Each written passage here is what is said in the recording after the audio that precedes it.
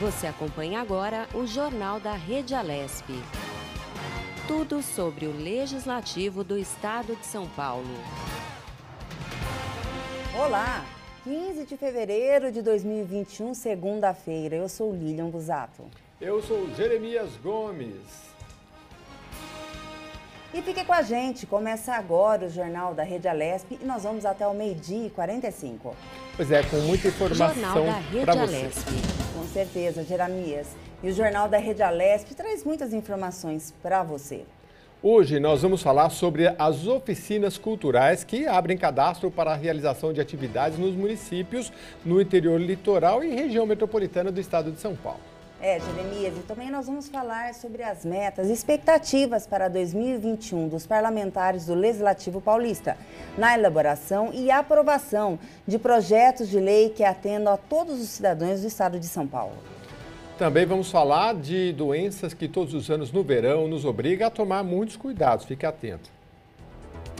E hoje também é um dia mundial de combate ao câncer e já o deputado Vinícius Camarinha vem dar uma entrevista para a gente falando do projeto que foi aprovado na semana passada, o 40/2021, que agora vai para a sanção do governador João Dória. Ou seja, ele está priorizando, dando prioridade ao tratamento do câncer infantil, que é um câncer que desenvolve muito mais rápido e com esse projeto ele está dando um pouco de suporte, dá todo o suporte para ter prioridade o tratamento do câncer às crianças. É isso, né, Jeremias? Exatamente. Muito bom dia, Lilian Busato. A gente vai falar desse e de outros muitos projetos que foram aprovados aí durante a semana e também lembrar aqui no início do nosso jornal do nosso colega Sérgio Everton, apresentador aqui da Rede Alesp, que sempre entra ao vivo com a gente e que infelizmente nesse final de semana teve um infarto. Então, a nossa dedicação a ele. Nossa dedicação, Sérgio, toda a equipe aqui da Rede Alesp está torcendo aí para a sua melhora e que você volte logo aí com a gente nos trabalhos e acompanhar aqui as atividades do Parlamento Paulista. A gente está torcendo por você e rezando a todo momento. Boa sorte, Sérgio. Exatamente. E agora a gente vai falar com o repórter e apresentador Fábio de Lima. Bom dia, Fábio. Você que acompanha todas as atividades parlamentares, conta aqui pra gente quais são os assuntos em destaque aqui na abertura da semana. Bom dia, Lilian. Bom dia, Jeremias. Tudo bem com vocês? Tudo ótimo, Fábio. Acompanhando aí as principais notícias do final de semana. Conta pra gente aí como é que, para atualizar a nossa audiência, por favor. Lilian, Jeremias, eu quero começar aqui falando da agenda, né, da Alesp esta semana, né?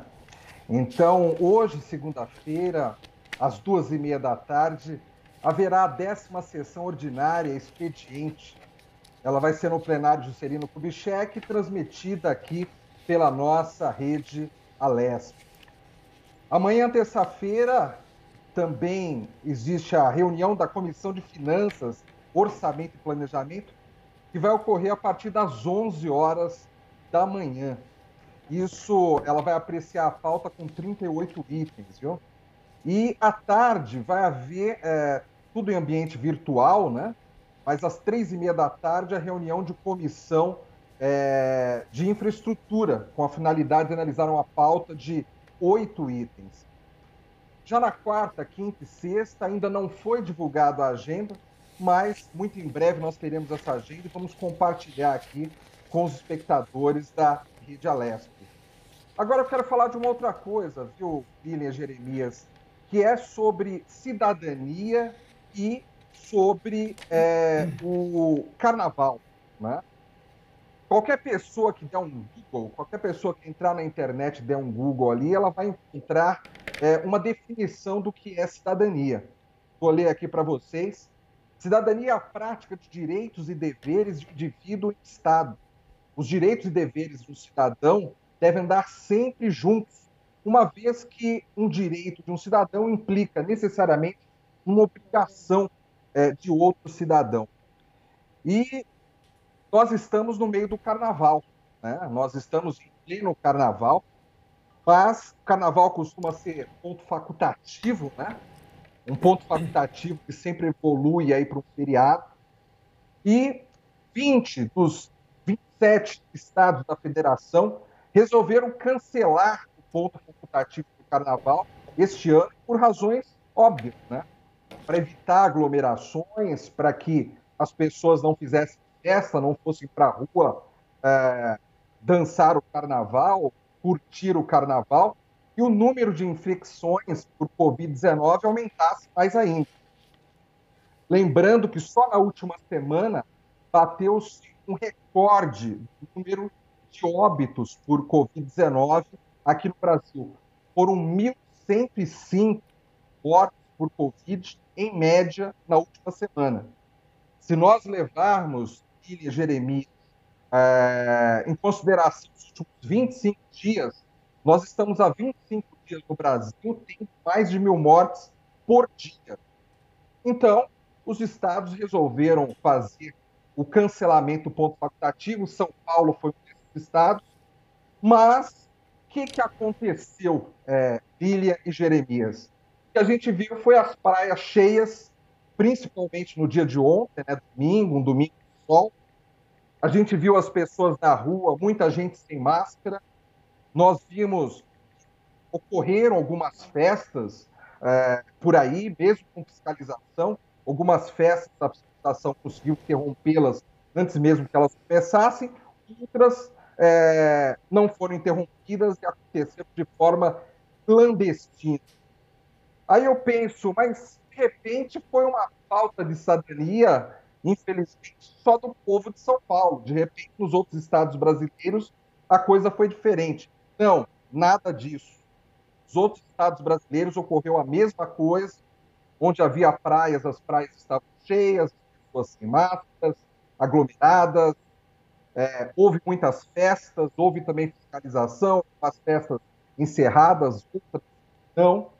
E eu fico pensando, viu, Lilian e Jeremias, nós, a população, de uma forma geral, a gente critica muitas vezes os políticos, né? A gente reclama muito que tem muitas coisas erradas no Brasil, tem mesmo, não vamos eximir de culpa aí alguns administradores, infelizmente. Mas até que ponto nós, como população, fazemos a nossa parte, né? No momento que se exige da gente cidadania, se exige da gente que a gente se preocupe com o próximo, se preocupe com a sociedade, né?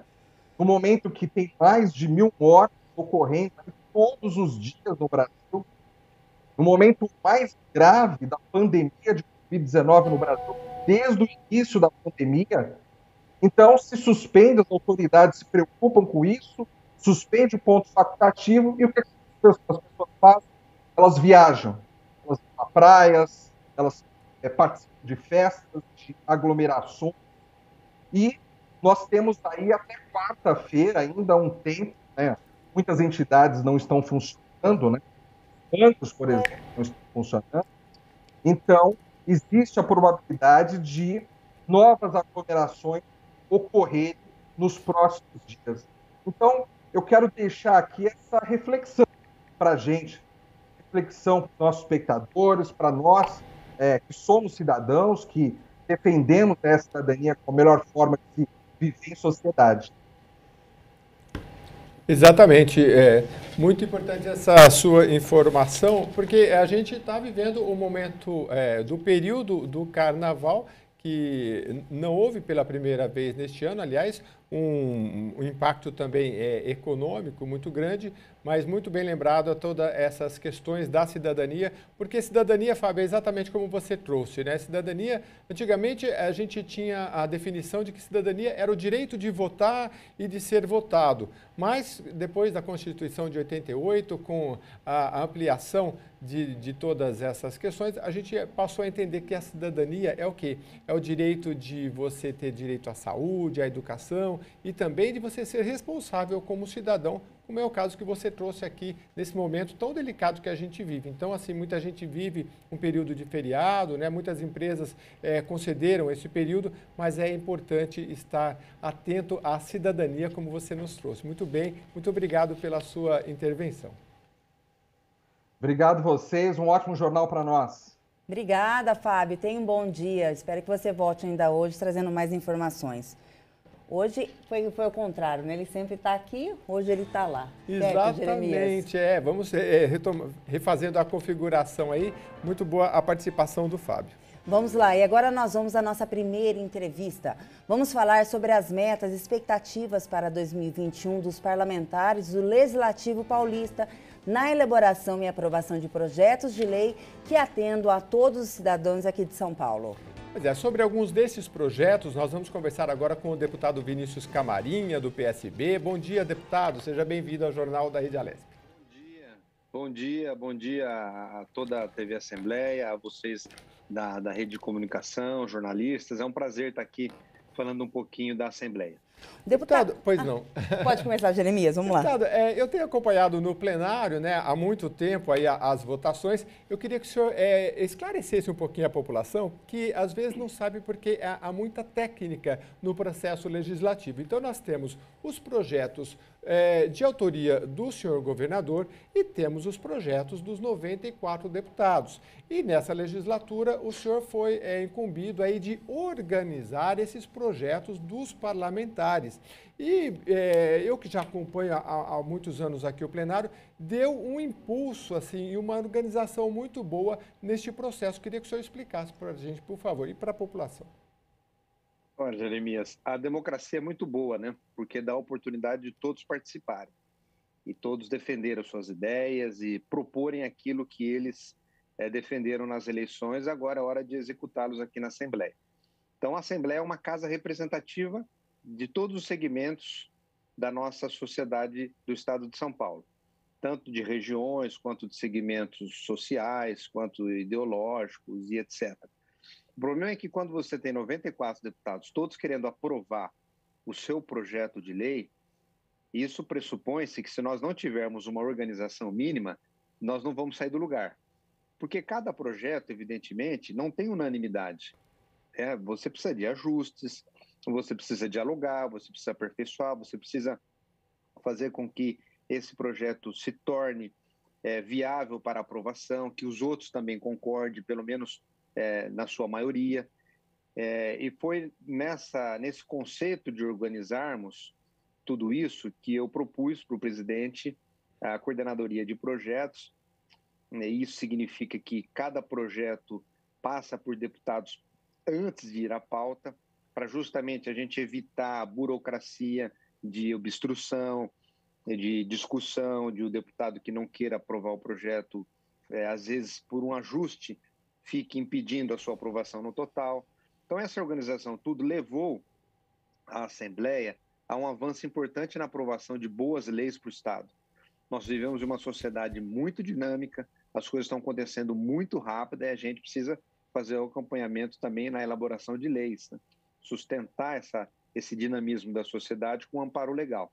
Então, só esse ano, por exemplo, nós aprovamos 34 projetos de lei. 34 projetos de leis. E bons projetos. Vocês viram recentemente a multa para quem for à fila. Eu mesmo aprovei um projeto que traz uma nova dinâmica e urgência no atendimento com crianças com oncologia infantil, crianças com câncer e tantos outros projetos que são bons projetos que vão melhorar muito a vida das pessoas. Deputado, mais uma vez a gente agradece a participação aqui no Jornal da Rede Alesp, já pegando carona que o senhor acabou de conversar sobre o seu projeto aprovado na semana passada, o 40 de 2021, que ajuda ao combate de câncer infantil. E hoje também é o Dia Mundial ao Combate ao Câncer. O senhor poderia estar passando um geral do que esse projeto vai trazer de benefício para as crianças? Olha, você sabe que esse projeto foi, na minha trajetória de vida pública, o projeto mais importante da minha vida. Eu me sinto realizado, porque, pense, não tem nada pior do que você receber uma notícia de uma enfermidade como essa com seu filho. Não tem nada pior, é uma coisa desesperadora, é um pesadelo, um diagnóstico oncológico infantil. E aí começa aquele martírio. Para onde eu vou, aonde nós vamos, o atendimento vai ser bom, vai ser rápido. E, humanamente, com toda sinceridade, a gente tem inúmeras prioridades, a gente precisa tratar tudo com muita velocidade, mas criança é a prioridade absoluta. Na minha opinião, a criança tem que ser prioridade absoluta, seja na educação, seja no social e, sobretudo, na saúde pública. E uma enfermidade como essa é uma coisa seríssima. Então, não podemos admitir que a família sofra e, sobretudo, a criança tenha um tratamento que não seja digno, rápido, veloz. E o meu projeto de lei, ele vai exatamente de encontro a esses desejos que nós temos. Então, por exemplo, o Estado tem 5 dias para realizar exame de diagnóstico e começar o tratamento. Não pode ficar semana que vem, daqui um mês. O que é isso? É um absurdo. O Estado tem também a obrigação de garantir a estadia e alimentação para a família que acompanha a criança. Às vezes a criança ela precisa ir para um grande centro de tratamento oncológico infantil. Então já é uma dificuldade a mais, um sofrimento a mais, vamos dizer assim. E o projeto também corrige essa distorção, porque nós estamos também obrigando o Estado a ter, nas suas regiões administrativas de saúde, que são cidades maiores, regionais, a ter no mínimo um centro especializado em oncologia infantil, no mínimo um. No mínimo um. Por quê? Porque evita que, por exemplo, uma família, por exemplo, de uma cidade aqui do nosso entorno, da cidade de Marília, tenha que andar 500 quilômetros para ir até São Paulo fazer o tratamento.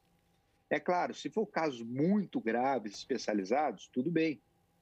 Aí sim, mas os 80% do tratamento, que é quimioterapia, radioterapia, um procedimento mais qualificado em oncologia infantil, tem que ser tratado o mais perto da sua cidade.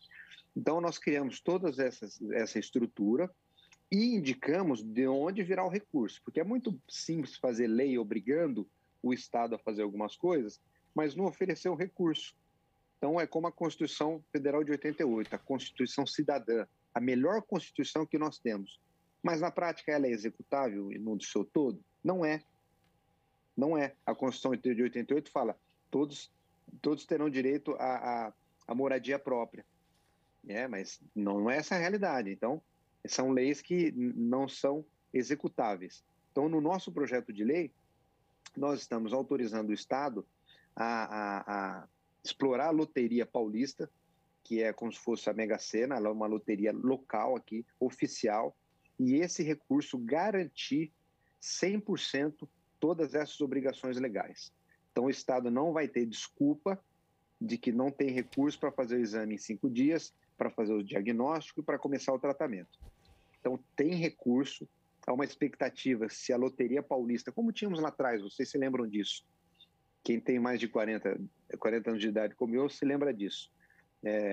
Você tinha aquelas loterias aqui da Caixa, a nossa Caixa. Então, com essa receita, então não tem aumento de imposto, é recurso novo. Com essa receita, nós vamos garantir o atendimento de oncologia infantil. E muito bem lembrado, hoje é um dia que a gente precisa refletir sobre esse assunto. Os índices são preocupantes. Hoje, de todas as mortes de crianças de 0 a 19 anos, aí a gente põe um pouco adolescente e vamos tratar de criança, 10% relacionada à oncologia. Então, é um número alto. E eu estava conversando com a Sociedade de Oncologia Pediátrica, que está apoiando o nosso projeto, junto com o GRAAC, ONGs e tantas outras entidades. Eles estavam me dizendo que se o tratamento for um tratamento bom, rápido e eficaz, a gente consegue diminuir muito o índice de mortalidade, como em outras doenças também. Mas, como eu estava dizendo, a criança é prioridade absoluta. O Estado não pode deixar de prestar, não é nem um bom atendimento, é um excelente atendimento para as nossas crianças. Eu, enquanto parlamentar, homem público, não vou admitir que uma criança seja enrolada, não digo enrolada não no sentido pejorativo de pessoas que estão enrolando, mas a estrutura do Estado não dê o atendimento adequado para uma situação como essa. É desesperador uma família. Certamente a gente conhece alguém que passou por isso. É um pesadelo na vida familiar. Agora, deputado, então esse projeto foi aprovado, vai à sanção ou veto do governador e o que a população pode esperar? Ele tem aquela vacatio legis, quando é que deve entrar e o senhor acha que pode ver resultados práticos do projeto? O governo tem até 45 dias para sancionar ou vetar, né? Se não fizer isso, entra em sanção automaticamente. Eu estou muito esperançoso que o governador sancione essa lei. Sancione, ou seja, para o telespectador que às vezes não é muito ligado nisso, a sanção é dar validade para a lei, né? Concordar com a lei e executar a lei, e depois precisa fazer um decreto de regulamentação para ver como é que nós vamos funcionar, como é que nós vamos operar. O meu sonho, Jeremias, é que nós tenhamos em cada regional do estado um centro de oncologia infantil, como é o Luci Montoro, como são os AMES. A gente já tem minimamente uma estrutura dessa por aí no estado. A gente já tem o CAUIM, que é Centro de Tratamento Oncológico, e dentro desse Centro de Tratamento Oncológico existe uma parte especializada em pediatria, mas nós queremos um centro especializado próprio. Por que próprio? Porque a criança ela precisa entrar num ambiente adequado para ela. Quando ela entra num hospital padrão, é assustador para a criança, é assustador. Então, a gente precisa ter um ambiente próprio, humanizado. Eu fui no GRAAC, vocês devem conhecer, é o maior hospital referência em oncologia pediátrica do Brasil.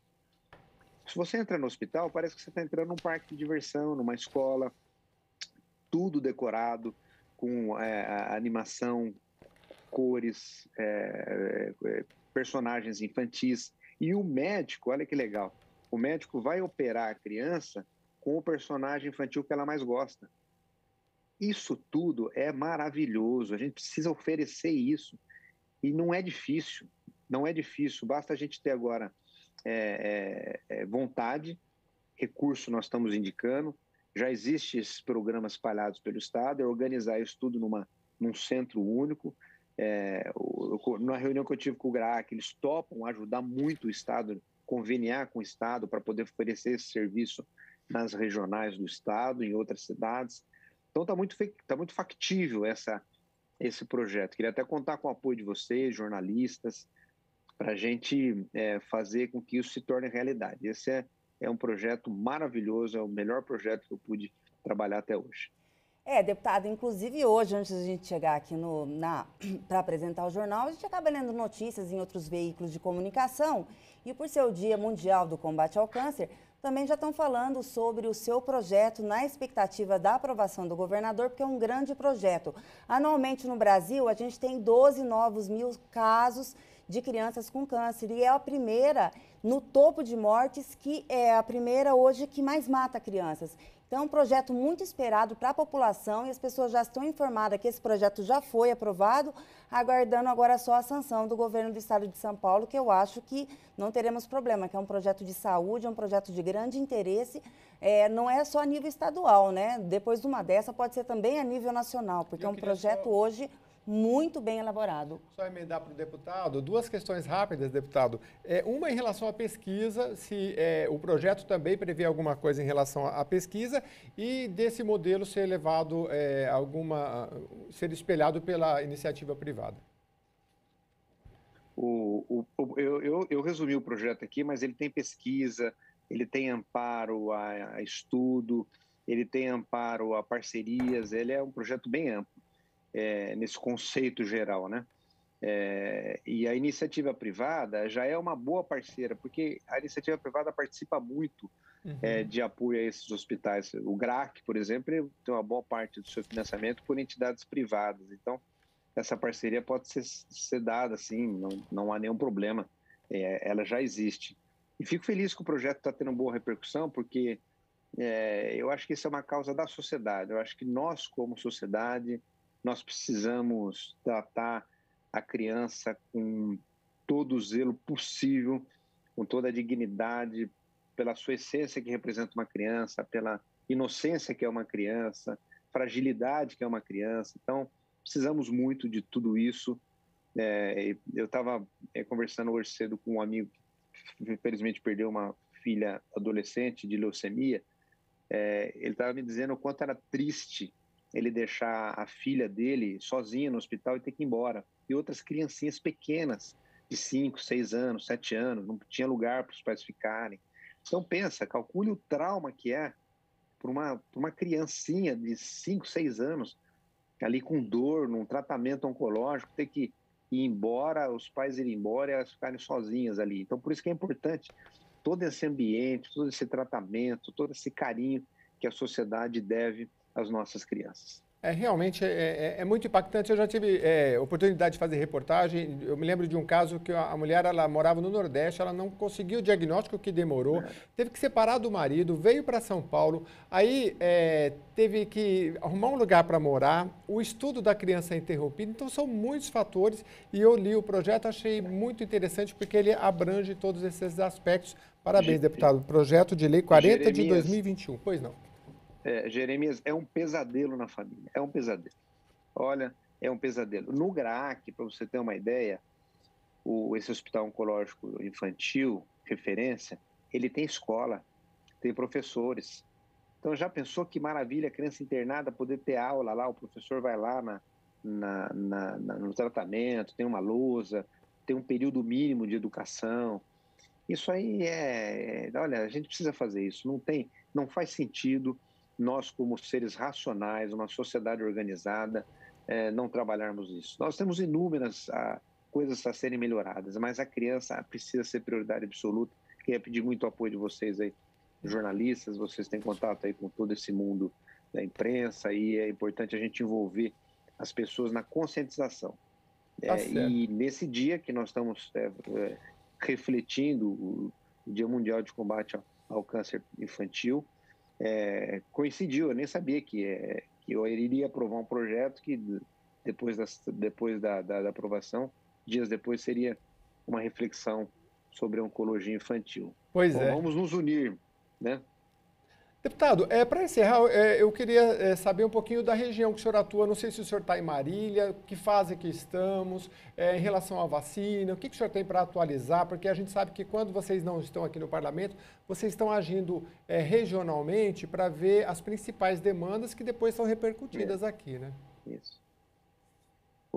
Jeremias, eu propus, e ela já foi instalada, a Frente Parlamentar Pró-Vacina. E hoje eu também, semana passada, fui indicado pelo presidente como um representante da Assembleia Legislativa numa comissão nacional de assembleias estaduais para discutir a vacina no Brasil. Então, tô ligado nesse assunto. A vacina, graças a Deus, já é uma realidade. A boa parte da população já, na sua grande maioria, deseja ser vacinado. Esse é o caminho. Eu vi que a grande imprensa começou uma campanha de vacina sim.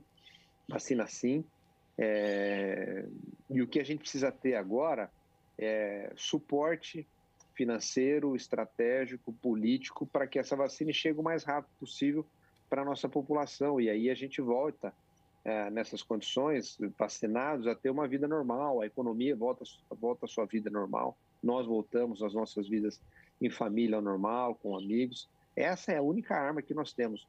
Não tem outra solução. Deputado, não tem outra solução. Pois não. O senhor vê algum gargalo? Porque assim, tem a aprovação da vacina, tem a quantidade de vacina, tem a questão da vacina chegar e o armazenamento, né? A distribuição, as fases. O senhor que está acompanhando, tem algum gargalo aí que poderia acelerar mais ainda a questão da vacinação? Nós temos hoje duas vacinas no Brasil, né? Todo mundo sabe, a Coronavac e a AstraZeneca. O problema não é um gargalo, o problema é fornecedores. Nós temos poucos fornecedores. O Butantan trabalha na sua operação máxima.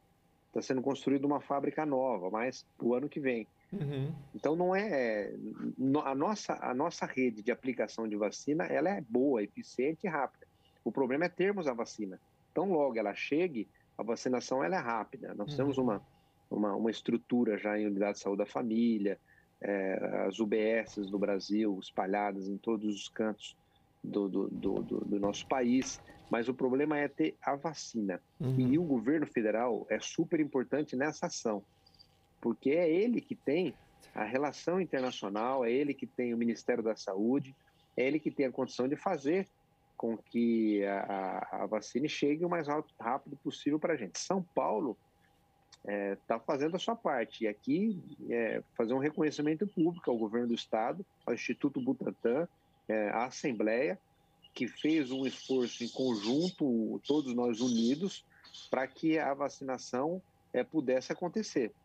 Se isso não fosse feito, nós nem teríamos a vacina do Coronavac aqui produzida pelo Instituto Butantan, que é, na sua grande maioria, a maioria das vacinas. De cada 10 vacinas aplicadas no Brasil, 9 são do Instituto Butantan. Então, nós estamos fazendo a nossa parte aqui e queremos muito que o Ministério da Saúde, o governo federal, incremente novos fornecedores e ajude a vacinação no Brasil. E o Jornal da Rede Alesp falou agora com o deputado Vinícius Camarinha, do PSB. Deputado, muito obrigada pela entrevista e tenha um bom dia. Muito obrigado, bom dia a todos vocês, uma boa semana, um grande abraço. Boa semana. Para o senhor também. O deputado aí trazendo aí as informações, ele que coordena aí os projetos, não só coordenou os projetos relativos ao coronavírus no início da pandemia, mas também de autoria dos parlamentares aqui da casa e trazendo aí as novidades em relação ao seu projeto também.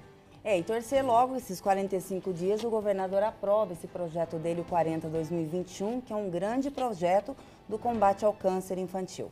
Certo, Jeremias? Exatamente. Aí a gente vai repercutindo aqui ao longo do ano como é que está sendo as ações nesse sentido. Nesse sentido.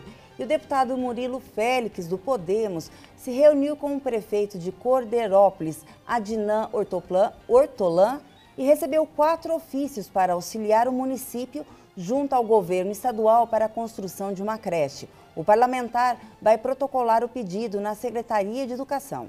O prefeito disse que já existe um projeto que aguarda a assinatura do convênio e liberação para a abertura do processo de licitação. E por isso a importância do apoio do governo estadual. Outro pedido feito pelo parlamentar é o apoio e a busca de recursos para a pavimentação das estradas que prestam serviço ao polo cerâmico de Cordeirópolis e também de ruas e avenidas, que necessitam de recursos na ordem de R$500 mil. Jornal da Rede Alesp.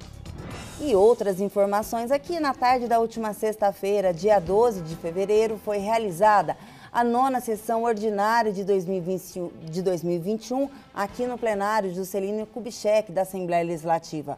Os deputados estaduais presentes na casa foram à tribuna para discursar sobre temas de interesse da sociedade. Você acompanha os destaques desta sessão plenária na reportagem de Sérgio Everton. Para a presidência, o deputado Coronel Telhada, do Progressistas, que abriu um pequeno expediente, onde os parlamentares têm um tempo regimental de 5 minutos para o uso da palavra. O primeiro orador, o deputado Castelo Branco, falou da mudança das regras para isenção do IPVA de pessoas com deficiência. Preparei aqui uma pequena apresentação para que vocês entendam o que está sendo feito. O governo de São Paulo corta a isenção de IPVA, Imposto sobre Veículos Automotores, de 80% para as pessoas com deficiência. Já não bastasse o drama que é a pessoa com deficiência física nesse país, para que o governo do Estado de São Paulo piore ainda mais a sua situação. Como dizíamos no Exército, nada está tão ruim que não possa ficar ainda pior, principalmente com esse governo. Então vamos lá.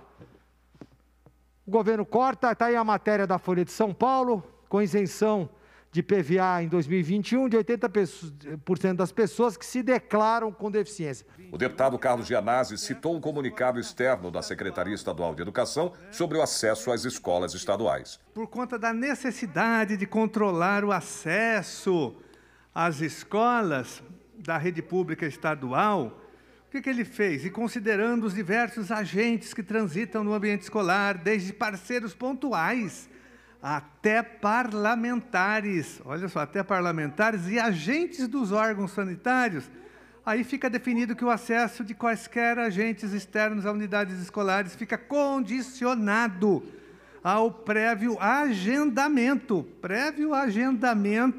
junto da diretoria de ensino de cada região. Absurdo isso, não existe, é o AI-5 da educação. Eu já acionei o Ministério Público Estadual e o nosso Conselho de Prerrogativas para que essa medida, pelo menos nesse aspecto de proibir, de dificultar a fiscalização das escolas, dos equipamentos públicos da educação, que essa medida seja anulada imediatamente. A deputada Janaína Pascoal foi à tribuna falar de um tema interno sobre uma carta de expulsão que alguns parlamentares da Assembleia Legislativa vêm recebendo. O argumento é de infidelidade partidária, porque cada um desses colegas teria também apoiado candidatos de outras siglas. Esse argumento não prospera porque todos nós, inclusive pessoas que estão na diretoria do partido, em algum momento fizeram um vídeo, tiraram uma foto, manifestaram uma simpatia por um candidato à vereança, um candidato à prefeitura, que não era do partido. Então, se esse é o argumento para A, tem que também ser o argumento para B.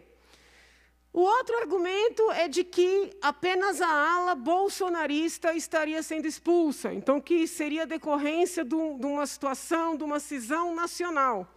Se isso fosse verdade, os deputados federais que estão no PSL já não mais deveriam estar. Com isso, eu não estou aqui pedindo a cabeça de ninguém. Eu só estou fazendo um raciocínio de lógica.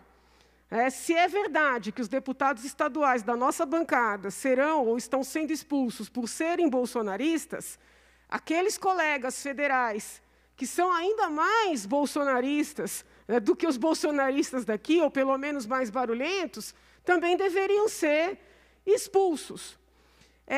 A gente não quer fazer acusação contra ninguém, mas existe algo que une os colegas que vêm sendo expulsos sucessivamente. O deputado Coronel Telhada citou na tribuna a aprovação do seu projeto de lei nesta Casa de Leis. O projeto 355 de 2019, um projeto que prevê e obriga as redes públicas e privadas de saúde a oferecer leito ou ala separada para as mães de natimorto e ou com óbito fetal. É uma lei, eu acho que de suma importância para todos os paulistas, aliás, todos os brasileiros. Ninguém está livre de passar por uma situação tão difícil assim. E é uma lei dessa casa, eu quero deixar bem claro, eu não tenho aqui, deixo sempre bem claro, eu não tenho aqui obsessão pelo poder, não tenho e nem quero. Eu acho que eu estou aqui para trabalhar pelo povo. Tanto que as duas deputadas que vieram conversar comigo, uma do PSOL e a outra da Rede, que pediram para ser minhas coautoras nesse projeto, de imediato eu aceitei, para verem que não tem aqui a pessoa eu, e sim nós. A deputada Mônica e a deputada Marina também entraram aqui comigo, quando elas adentraram nessa casa, pediram e eu acabei aceitando a coautoria delas, justamente para fortalecer o processo. Eu espero que o governador tenha o bom senso em sancionar esse projeto, que é um projeto importante para a população de São Paulo. Então, nós estamos trabalhando por todos, não é só pela segurança pública, não. Aqui nós trabalhamos por todas as matizes, por todas as necessidades do povo de São Paulo. Não havendo mais oradores inscritos do pequeno expediente, a sessão ordinária foi levantada e os trabalhos encerrados. E agora nós vamos de entrevista. Vamos falar sobre oficinas culturais que abrem cadastro para a realização de atividades nos municípios, no interior, no litoral e região metropolitana do estado de São Paulo. Essa é uma iniciativa do Programa de Formação para o Interior das Oficinas Culturais da Secretaria de Cultura e Economia Criativa do estado de São Paulo. E sobre esse assunto, vamos conversar agora com Marlon Rossiti Florian, que ele é coordenador do programa Oficinas Culturais de Formação para o Interior. Bom dia, Marlon, seja bem-vindo ao Jornal da Rede Alesp. Bom dia, obrigado. Bom dia. Marlon, eu queria que você iniciasse explicando o que é esse programa Oficinas Culturais. Isso é uma capacitação? Ela é para quem trabalha nessa área ou vai chegar ali no público final? Não, ela atende vários públicos, né? As oficinas, só para contextualizar um pouquinho, Oficinas Culturais é um programa do governo do estado, da Secretaria de Economia, de Cultura e Economia Criativa, e ela tem mais ou menos 6 braços de atuação, 3 na capital, 3 no interior. Esse programa de formação no interior a gente realiza atividades, normalmente atividades curtas, em todos os municípios que se cadastram com a gente. Então, desde 2017, a gente faz parceria direta com as áreas de cultura dos municípios do interior paulista. Essa manifestação de interesse que a gente está abrindo de hoje até 30 de março é a forma como a cidade adere ao programa. Então, a gente faz oficinas em todas as linguagens artísticas, teatro, dança, circo, artes plásticas, sobre temas ligados à cultura e também sobre gestão cultural e economia criativa. A ideia do programa, mais do que ser um programa de profissionalização, os objetivos dele são propor um encontro, uma sensibilização, uma experiência com as linguagens artísticas. E, enfim, ele estimula a criatividade, a experimentação, é um contato com essas linguagens, para se conhecer essas linguagens. Então, tem muita gente que fez oficinas de teatro em algum momento que virou ator profissional, mas muitos, tendo ali a sua experiência, viraram grandes público de teatro. É uma experiência que faz diferença na vida das pessoas, né? Ela tem essa missão de aproximar e fazer as pessoas terem contato com as diversas linguagens artísticas. Então, para ficar bem claro... Desculpa. Oi? Não, só para ficar bem claro, porque eu li no primeiro item, gestão cultural com atividades. Então, gestão para pessoas ligadas à Secretaria de Cultura nos municípios, né? Mas o trabalho envolve, como você disse, circo, comunicação, novas mídias, hip hop, dança, fotografia.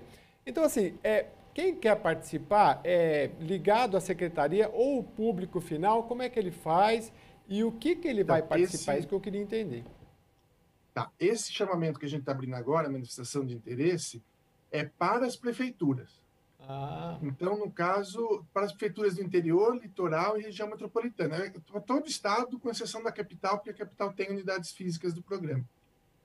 Então, a gente trabalha junto com os municípios e tem atividades abertas para o público das regiões. Mas, no momento, esse chamamento é para que o gestor municipal... Então, tem cidades que têm uma Secretaria de Cultura, tem cidades que têm Fundação Municipal de Cultura, tem cidade que tem departamento, tem cidade que a gente atende muitas cidades pequenas, tem cidade a partir de 700 habitantes que a gente já trabalha. E aí, nesse caso, a gestão pode definir uma pessoa para fazer essa interlocução com a gente. Então, a gente sempre pede, quando a pessoa da prefeitura vai fazer esse cadastro, dá umas informações básicas do município, e aí indica um responsável técnico, que é a pessoa com quem a gente vai poder depois ligar e entender melhor, através dessa relação com os municípios, que a gente fica sabendo as demandas regionais, que tem uma variação grande de procura de atividades, e também que a gente faz depois a divulgação, quer dizer, eles fazem chegar aos públicos das cidades o que a gente já programou. E esse ano, além dele ele poder receber e fazer parte de uma rede que vai oferecer atividades culturais para a população, a gente está abrindo agora a gente sempre fez, mas tem um eixo esse ano que a gente está dando uma ênfase maior, que é o de formação para os gestores. Então, além das atividades para a população, a gente vai ter agora atividades exclusivas para quem trabalha nessa área, que são atividades de atualização, de temas ligados ao dia a dia profissional. Também é um momento oportuno, porque teve muitas cidades em que houve mudança da equipe de gestão cultural, e a gente percebeu tem um potencial muito grande de troca, de formação de redes, atividades feitas com gestores. A gente, no começo, ela era feita apenas presencialmente. O ano passado, a gente teve que se reinventar. Com a pandemia, a gente começou a fazer as atividades online, e esse ano é meio que um ano de transição. Por enquanto, a gente vai começar online e depois volta para o... Quando houver condições, voltar a fazer atividades presenciais nas cidades. Mas, por enquanto, a gente imagina que o online vai ficar também. E essa programação voltada para os gestores, a gente viu que tem uma potência grande de amplificar o trabalho feito nas regiões, além da programação cultural em si para o público. Por exemplo, ano passado a gente teve a liberação da verba da Lei Aldir Blanc, né? E muitos municípios estavam sem saber como proceder, enfim, é uma burocracia bem complexa, e a gente fez algumas formações para municípios. E além da parte de a gente ter feito essa formação técnica com pesquisadores que tinham experiência na área, a gente conseguiu reunir numa mesma sala gestores da região de Araçatuba, do Vale do Ribeira, do Vale do Paraíba, do centro do estado. E a troca e a rede que se formou a partir disso foi fundamental. Para muitas cidades fez bastante diferença para eles conseguirem acessar os recursos para depois conseguir atender o público dos artistas das cidades. E então a gente esse ano começa um pouco com essa aposta também de rede, de troca, é mais do que a capacitação, são espaços que têm uma potência grande de formação de rede de troca entre experiências de várias cidades. E depois a gente continuou com essa programação, fazendo aí, conforme os pedidos que vão chegando, a gente elabora a programação para tentar atender. Então, sobre a Lei Rouanet, a gente chegou a fazer cerca de 10 oficinas, a gente está fazendo mais algumas agora que vão abrir inscrições a semana que vem. E então é um programa bem amplo de atuação. E todas as cidades estão convidadas a participar. Não tem, basta ter um responsável técnico, uma pessoa para ser responsável por esse programa, para conversar com a gente, para ajudar a divulgar, para ajudar a conversar sobre essa programação que vai ser feita. E aí a gente está dentro do programa. Então, mas o primeiro passo para aderir formalmente é esse formulário online, que são só algumas informações básicas sobre a cidade, sobre o trabalho desenvolvido na área cultural na cidade. E aí depois a gente entra em contato em função de agendar essas programações. Ô, Marlon, pelo que então a gente entendeu, vocês estão abertos, esse é o momento de oportunidades na qual o município procuram vocês, cadastram para vocês fazerem uma parceria. Esses cursos que chegarão até os municípios, são cursos que verão a realidade local ou é um curso padronizado para todos os municípios? Não é. A gente não tem... uma das diferenças do nosso programa é que a gente trabalha em função do que os gestores trazem para a gente de demanda. Então, conforme o que a gente vai ter de demanda, a gente procura as pessoas que possam dar essa formação.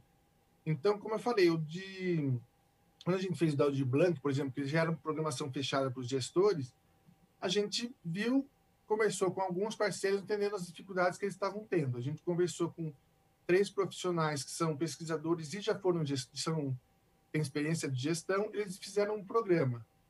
E a partir do acompanhamento dessas atividades, a gente acabou vendo quais os temas que precisavam de uma nova formação. Fizemos uma série de formações, sempre na tentativa de atender nesse caso, era uma necessidade mesmo concreta e urgente dos gestores. E é também uma grande parceria, né, Marla? É uma grande oportunidade também para os municípios aí estarem se reciclando na área cultural. Como você mesmo disse, com a pandemia, o setor cultural foi um dos setores que mais ficaram prejudicados, né? Isso é uma grande expectativa. Você já tem mais ou menos uma estatística? Quantos municípios vocês já têm mais ou menos em mente que aderirão e procurarão vocês para esse tipo de trabalho? Espera pelo menos em torno de 300. Né? Ano passado, que a gente teve, com toda essa mudança, teve um período que acabou ficando sem programação, né? Até a gente conseguir migrar de um formato para outro, mas a gente atendeu público de 290 cidades de São Paulo, e por ser online a gente acabou atingindo também outros estados, teve gente de Portugal participando, mas o nosso foco é o interior, mais de 90% dos participantes são do interior. Muito bem. Eu estou aqui no site, olha, oficina, você me corrija se eu estiver errado, mas é oficinasculturais.org.br. Então, até o dia 15 de março, as prefeituras que tiverem interesse podem ir lá, preenchem um cadastrozinho e aí podem entrar em contato com a Secretaria de Estado de Cultura para poder fazer essas, digamos, capacitações, né? Tem aqui a questão da gestão cultural e todo... Mas vamos dar um exemplo prático, Marlon. Por exemplo, cidade americana, eles colocam aqui e falam, olha, a gente gosta aqui de skate.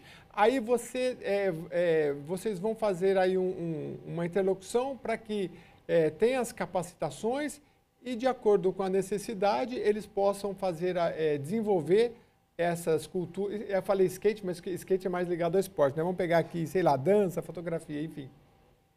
Dá um exemplo prático aí pra gente. Então, tá. Eu vou falar um pouco de como vai funcionar nesse começo de ano, que a gente está planejando ser só online. Então, um pouco assim, o município de Americana vai se inscrever e assim que a gente fechar o período das inscrições, a gente vai entrando em contato com esses municípios para entender, para conhecer, para estreitar o contato com esse gestor. A gente vai pegar com eles quais são as demandas que eles têm. Algumas a gente sabe que todo mês, praticamente, a gente faz alguma atividade em certas áreas, como fotografia é muito solicitado, teatro é muito solicitado, dança. E hoje a gente está...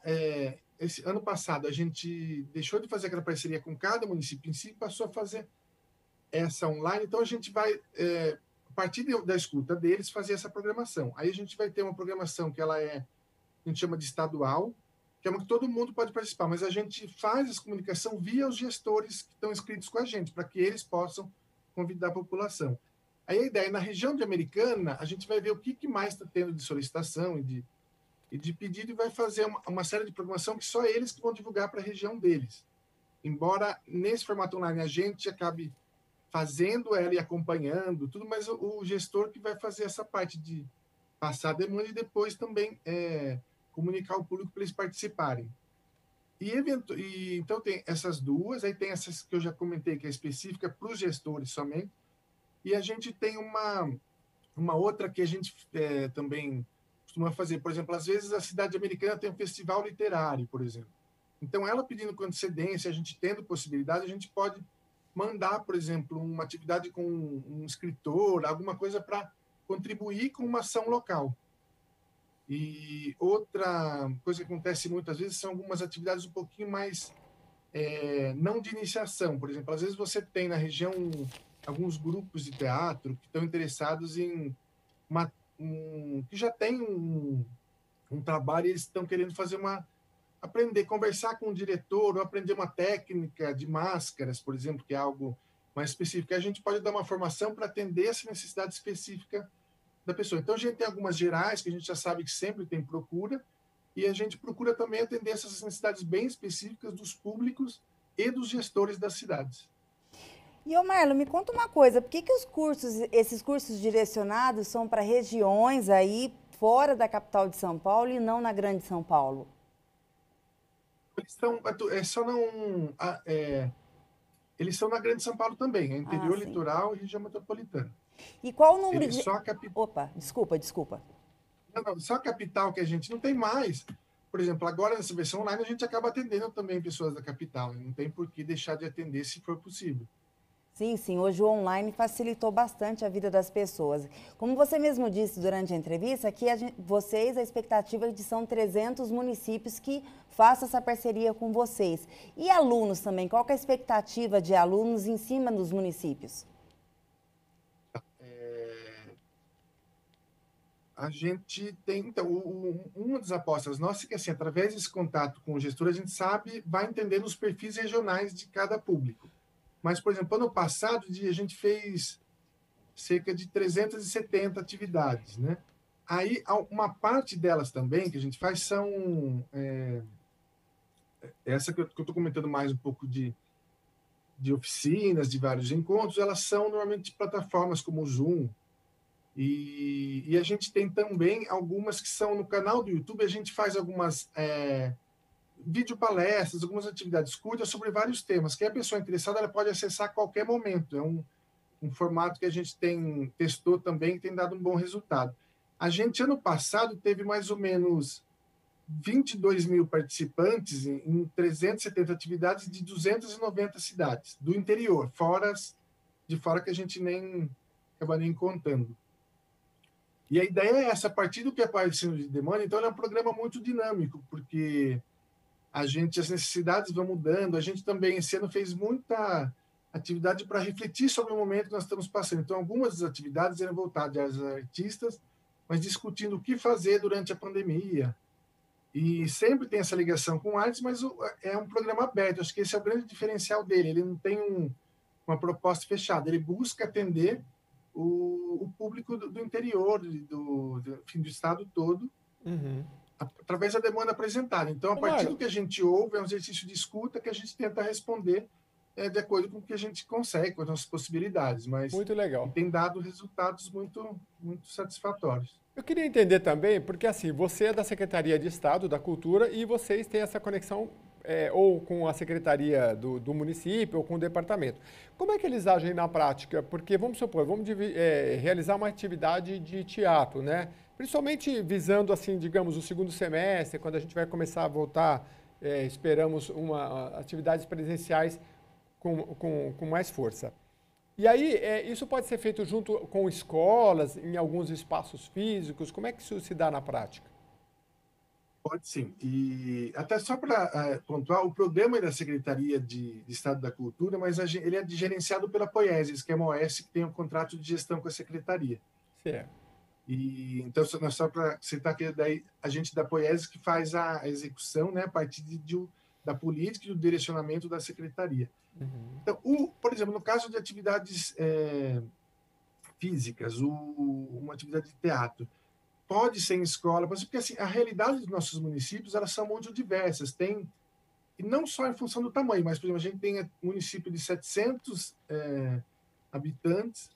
Nesse município é difícil você ter algo que surja além de uma atividade muito básica, e mesmo assim, às vezes, você não consegue ter um público muito grande. Então, acontece, a gente tem, por exemplo, muito programa com professores, junto com escolas, que aí você consegue fazer uma atividade que atenda mais pessoas, e às vezes pode ser para os próprios educadores, que depois, a partir desse conteúdo, eles multiplicam no seu trabalho do dia a dia. Eles têm a oportunidade de aprender novas técnicas ou rever determinados projetos que existem na escola. E tem cidades de 1 milhão de habitantes que tem um centro cultural, que já tem uma formação, um programa continuado de formação básica. Então, a gente, nesses lugares, consegue normalmente atender levando algo um pouco mais avançado, como uma cidade faz um trabalho continuado de dança, tem várias turmas. Então, a gente convida um coreógrafo conhecido, que tem um trabalho relevante na área, né, para conversar com esses alunos. Por exemplo, é um tipo de atividade de compartilhar processo, ver o que eles estão fazendo e comentar.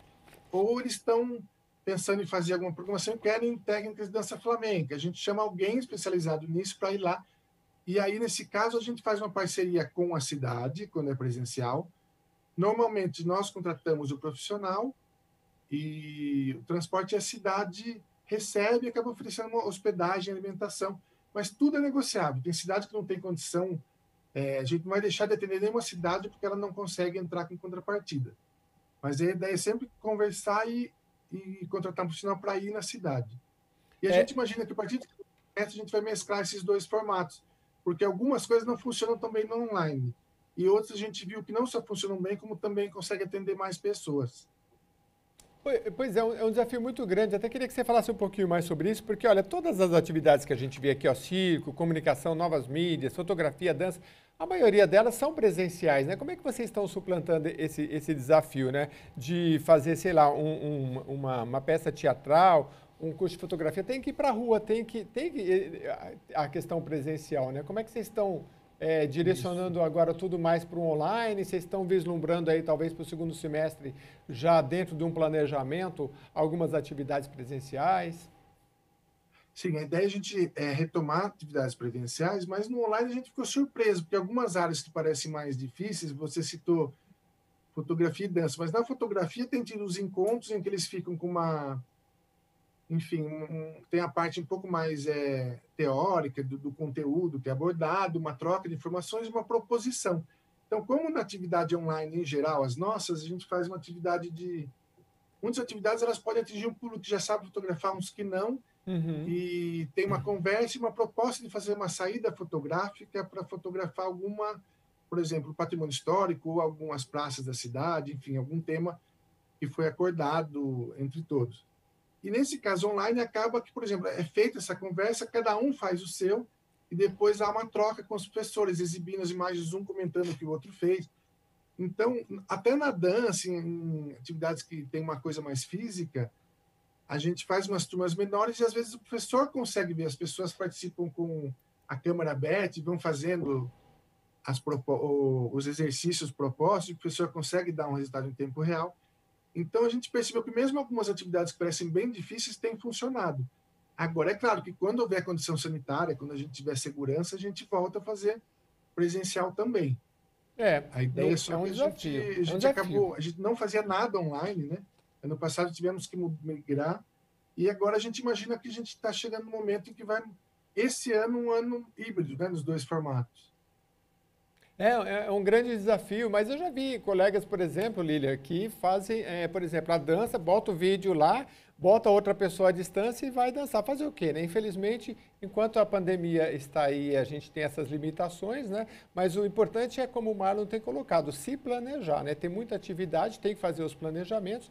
E aí a expectativa é que para o segundo semestre a gente já comece, assim como é na área de turismo, né? A cultura enfrenta esse desafio grande. Mas o Marlon está de parabéns. O Marlon, eu queria que você aproveitasse para falar de todas essas atividades aqui que vocês vão fazer.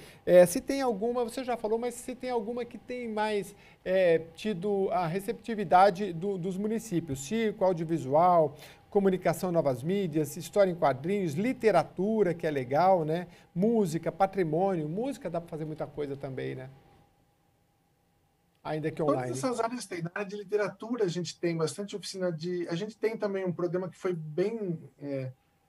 dois exemplos que a gente fez, um ano passado, um agora mesmo em janeiro. Do ano passado foi um clube de leitura e que foi uma experiência incrível, porque a gente juntou... A gente fazia mais ou menos módulos mensais, a gente fez 5 edições durante o ano. Então, por exemplo, com um tema específico, ou sobre gênero, crônica, ou sobre um tema específico, teve um de literatura de escritores negros e de temática ligada ao assunto. E aí é muito interessante, porque cada um é proposto ler um trecho, depois as pessoas trocam as impressões e tem pessoas não só do estado inteiro, como algumas do Brasil.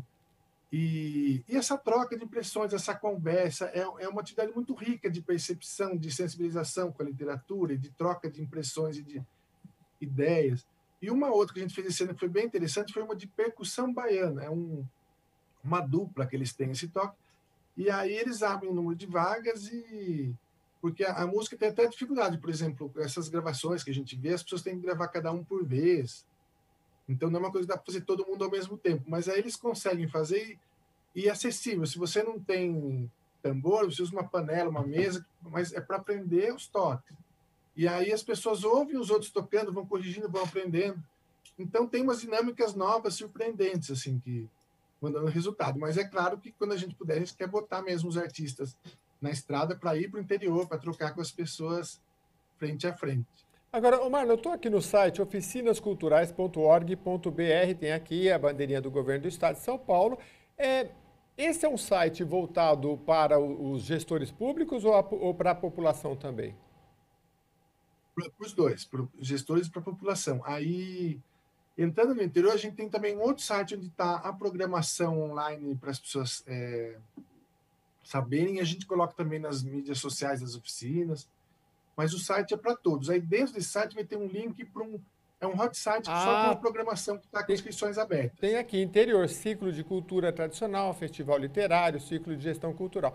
Então, quando eu entro no site aqui, por exemplo, eu tenho oficinas culturais, aí tem manifestação de interesse. Por exemplo, programa de qualificação em artes. Aí tem, eu clico aqui, 25 de janeiro a 21/2. Isso aqui a gente está falando de outra coisa, né? São outras datas. O que a gente está passando é todo até o dia 15/3, é isso, 15 de março. É a manifestação de interesse. Uhum. Que é o município manifesta interesse na parceria aderindo a esse formulário online, né? Que é preenchendo e enviando para nós. Agora, só se puder falar rapidamente, esses dois programas que você citou, porque a gente tem as oficinas culturais, é um programa que ela tem, vamos dizer, 6 braços. Certo. Então, na capital, ela tem 3 unidades físicas, né, que é mais conhecida é Oswaldo de Andrade, no Bom Retiro, que é uma referência, que tem já 30 anos. E no interior, a gente tem esse programa que eu coordeno, que a gente está conversando aqui, mas a gente tem também o programa de qualificação em artes, que é um programa aí voltado para grupos do interior, que ele está com inscrições abertas também. Por exemplo, um grupo de teatro quer receber... se inscreve. Aí ele recebe a visita de educadores durante o ano para ajudá-los a concretizar a proposta deles, a se profissionalizar, a dar um salto na proposta a partir da conversa com educadores mais experientes. E tem um terceiro braço que é o de esse, tem o Festival Literário do Interior, um festival de música, que é um núcleo que faz os eventos especiais. E tem esses ciclos de cultura tradicional, eles são alguns programas, são programas maiores, né, que são feitos para todo o estado. Esse de qualificação em artes aqui, olha, há inscrições abertas para grupos, eu acho que são de todos os municípios do estado de São Paulo, né? De 25 de janeiro até 21 de fevereiro, então já está acabando, tem aí menos de uma semana para se inscrever.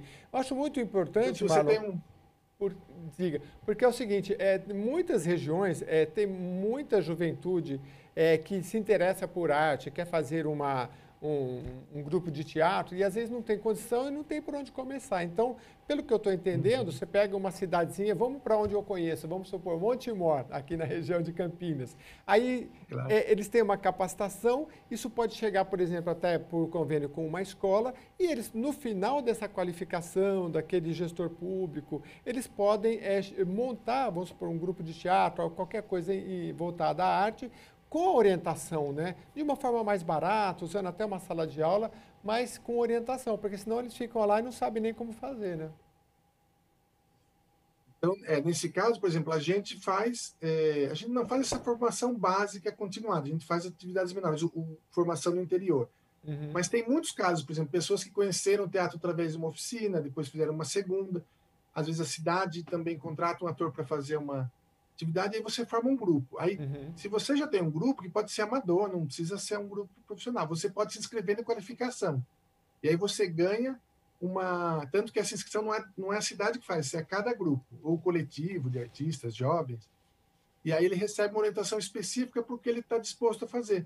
Dessa forma ele consegue se desenvolver uma proposta, e, enfim, ir se profissionalizando e fazendo projetos viáveis. Muito legal. Ô Marlon, a gente queria agradecer muito a sua presença aqui no Jornal da Rede Alesp, o Marlon Rossiti Florian, que coordena o programa Oficinas Culturais. Muito obrigado pela sua participação. Eu que agradeço o espaço, a oportunidade aqui de falar do programa. Obrigado. E a você de todo o estado de São Paulo, entra lá, olha, oficinasculturais.org.br, porque é todo um trabalho que tem sido feito e os municípios podem se inteirar, fazer essas capacitações, porque tem a Poiesis que gerencia. Então, assim, são recursos que estão sendo investidos e que devem ser utilizados pela população. Então, entra lá. Com certeza, uma grande iniciativa das oficinas culturais. Voltamos agora a informações, Jeremias. Vamos falar um pouquinho de saúde. O secretário de Saúde de São Paulo, Django Einstein, afirmou na noite de ontem, domingo, que o Instituto Adolfo Lutz confirmou em Araraquara 3 casos da nova variante do coronavírus do Reino Unido. Com isso, ele diz que o governo está atento para caso precise tomar medidas mais enérgicas de restrição, dado ao maior risco de transmissibilidade dessa variante. Araraquara está na fase vermelha do Plano São Paulo e apenas os serviços essenciais podem funcionar e decretou lockdown por 15 dias para tentar frear a transmissão do novo coronavírus. Foram das 16 amostras enviadas para o Instituto Adolfo Lutz, 11 delas vieram positivas para mutações, 8 para aquela P1 do Amazonas, mas nós tivemos 3 amostras compatíveis com aquela do Reino Unido, foi a afirmação do secretário. Os 3 casos estão sendo investigados pela vigilância epidemiológica. Até agora, o que se sabe é que os pacientes não viajaram e não tiveram contato com pessoas que passaram pelo Reino Unido. E o Instituto confirma 24 cepas mutantes do coronavírus aqui no estado. 21 conhecidas como P1 ou variante de Manaus e 3 do Reino Unido. Neste sábado, a Prefeitura de São Paulo, por meio da Coordenadoria de Vigilância em Saúde da Secretaria Municipal da Saúde, confirmou o primeiro caso da variante de Manaus em uma paciente que vive na cidade e não esteve na capital do Amazonas. Neste domingo, centenas de jovens se aglomeraram na Praça Roosevelt, aqui no centro de São Paulo. E também foram registradas baladas na zona oeste da cidade, sendo 11 interditadas pela Vigilância Sanitária do Estado. Jornal da Rede Alesp. Jeremias, é muito triste quando a gente lê informações no sentido que estamos no carnaval e muita gente não respeitando, vindo com cepas novas, variantes que matam muito mais rápido e as pessoas ainda não têm a consciência que enquanto não tiver vacinação em massa, nós estamos em perigo. A situação é a mesma de quando começou a pandemia em março do ano passado. Então, assim, no início todos tiveram aquelas precauções e com o passar do tempo as pessoas vão se esquecendo, né? A aglomeração é um dos principais problemas a ser combatidos, né? Tem que usar máscara, o álcool gel, mas quando você se aglomera, aí fica mais difícil. Então aí a vacina nessas primeiras fases, é preciso aguardar para que a gente retome todos, porque essa é uma questão social, todos com mais responsabilidade e todos com saúde. É aguardar um pouco mais, porque a vacina está aí sendo ampliada e vamos evitar as aglomerações. Com certeza. Vamos aguardar a vacina, aguardar a vacinação de todos para a gente poder ter uma vida normal. Ficar sem carnaval não morre, mas ir ao carnaval, fazer aglomerações, isso mata. E o Hospital da PUC de Campinas recebeu 4 novas incubadoras neonatais em parceria com o deputado Dirceu Albem do PL. Esses equipamentos foram adquiridos com recursos de emendas parlamentares no valor de R$ 250 mil e já estão disponíveis no Centro Obstétrico da Maternidade. Atualmente, o hospital possui 339 leitos, sendo 204 para o atendimento ao Sistema Único de Saúde, com capacidade para 400 leitos. Em 2020, o parlamentar já destinou recursos através de emendas para a Casa da Criança Paralítica, Boldrini e Caisme.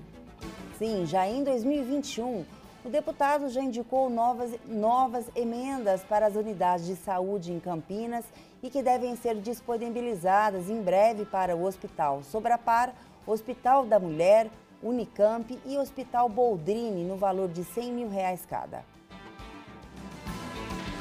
Jornal da Rede Alesp. E a gente volta aqui com um giro de repórteres e vamos falar agora com a Daniele Oliveira. Ela vem ao vivo aqui para falar no Jornal da Rede Alesp e traz para a gente outras informações.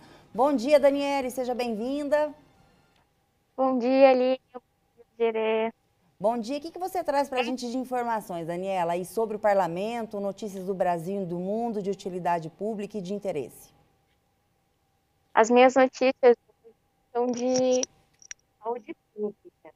Eu venho aqui reforçar uma notícia que já foi comentada no final, mas é muito importante frisar ela. São as doações de sangue que estão caindo. O ProSangue, que é uma fundação, registrou uma queda significativa nas últimas semanas. Eles estão operando apenas com 30% da capacidade. E é muito importante porque, embora tenha a pandemia, eles ainda estão precisando de sangue. É muito importante fazer a doação. Então, eles também estão recomendando que as pessoas vão ter lá nos ambulatórios, façam a doação antes da vacinação. É muito importante. E para fazer a vacinação, para fazer a doação, basta entrar no site, que é o www.prosangue.sp.gov.br e agendar o local e horário melhor e fazer a doação, porque tem muita gente precisando de sangue hoje em dia. Aí a fundação ela segue todos os protocolos de segurança para evitar, de qualquer forma, o contágio da Covid-19.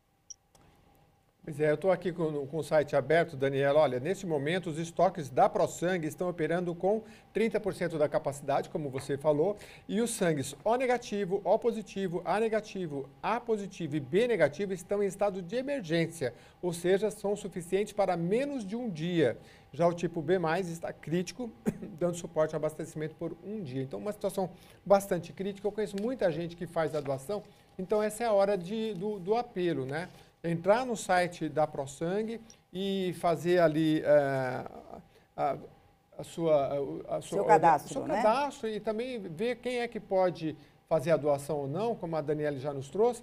Então, e aproveitar e fazer a sua doação, porque eles fazem, a gente já acompanhou e já noticiou aqui no Jornal da Rede Alesp, com todos os protocolos, então você vai com segurança e aproveitar para fazer a sua doação neste momento muito importante. Isso mesmo, Jeremias, inclusive que a Daniela falou, hoje os bancos de sangue estão atuando com 30% da sua capacidade e você que quer doar sangue, entra no site www.prosangue.sp.gov.br, faz seu cadastro e vai doar sangue, ajudar alguém, isso não custa nada, isso é uma atitude que, no momento que a gente está vivendo, é de grande valia. Certo, Daniele?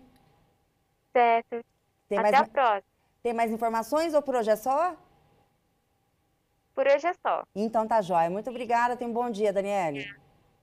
Pois é, Lília, principalmente só para reforçar, durante a pandemia, os níveis de doação vêm caindo, né? Então, Sempre eles precisam, né? Em datas como o Carnaval precisa, mas a pandemia acabou agravando. Então, a questão da doação é principalmente importante. pelo medo das pessoas de saírem de casa, de ter contato com outras pessoas, e isso agravou.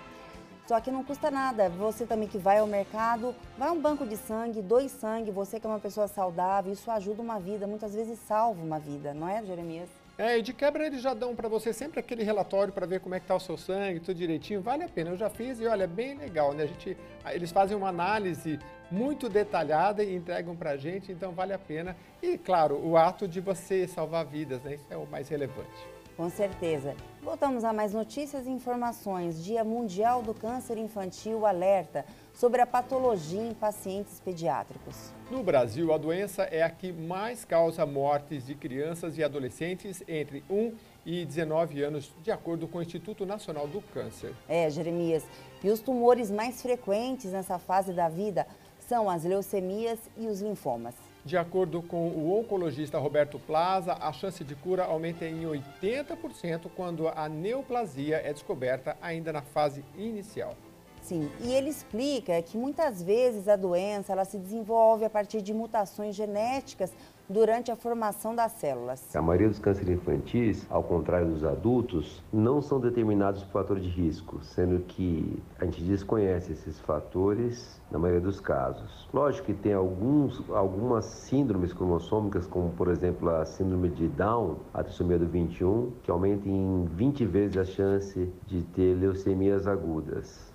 A deputada Janaína Pascoal, do PSL, comentou sobre a data e demonstrou preocupação com o futuro das crianças. É uma doença que desafia muito, então é um dia importante, primeiro para lembrar as autoridades que nós temos que investir no tratamento do câncer infantil para que essas crianças tenham um futuro e possam colaborar para o nosso país.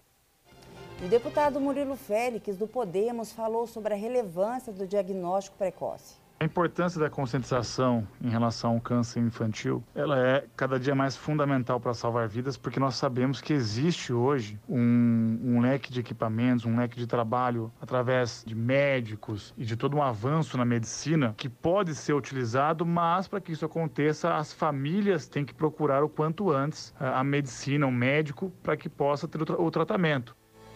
De acordo com o parlamentar, essa é a melhor forma de salvar vidas. Jornal da Rede Alesp.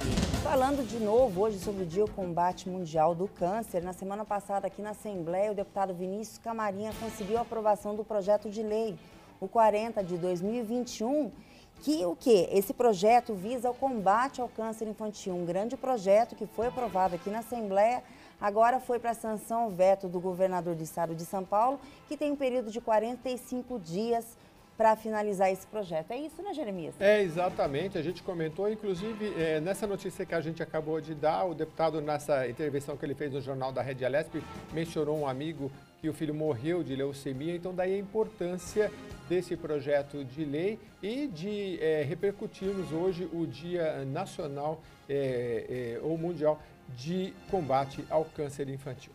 Se a gente levar pelo análise, a primeira causa morte de crianças hoje é o câncer. E todo ano, mais de 12,9 mil casos de câncer acontecem aqui no Brasil, se desenvolvem. Mesmo com a proibição de eventos de carnaval, vários estados registraram ocorrências de aglomerações de pessoas em eventos ilegais. Desde a noite de sexta-feira, a polícia tem dispersado centenas de pessoas em festas clandestinas. No Rio de Janeiro, um dos flagrantes foi no Parque União, na Maré, em uma escola pública com a quadra esportiva lotada. De sexta-feira à noite até a madrugada do domingo, equipes da Prefeitura do Rio realizaram 43 inspeções sanitárias, aplicaram 25 multas e interditaram 14 estabelecimentos por causa de aglomerações. Na capital paulista, a Vigilância Sanitária Estadual fechou 11 estabelecimentos e aplicou 22 multas depois de flagrantes de desrespeito às normas da quarentena.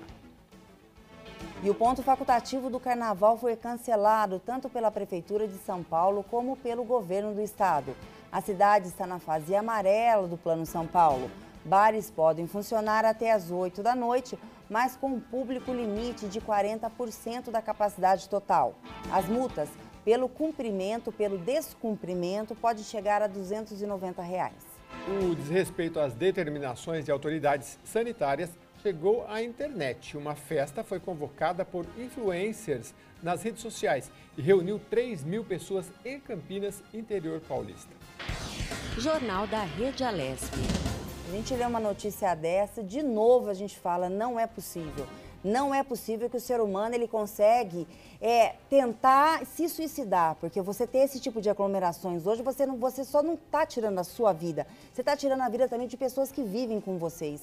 Um dia, um ano sem carnaval, isso não vai matar ninguém, mas você ir a aglomerações, você pode matar a não ser você mesmo e a sua família, não é, Jeremias? E o problema também é que nessas aglomerações, em geral por jovens, não se usa máscara, não se tem nenhum cuidado e daí são problemas que vão se acumulando, né? Esse jovem volta para casa, tem contato com o pai, com o avô, com outro parente, então é importante, a gente sempre ressalta aqui, manter os protocolos até que a vacina possa ser mais abrangente e todos nós possamos estar mais seguros. Com certeza. E o Jornal da Rede Alesp vai para um rápido intervalo e retornando já já.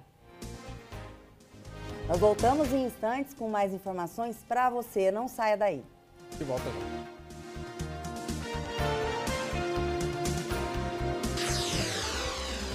Você acompanha Jornal da Rede Alesp.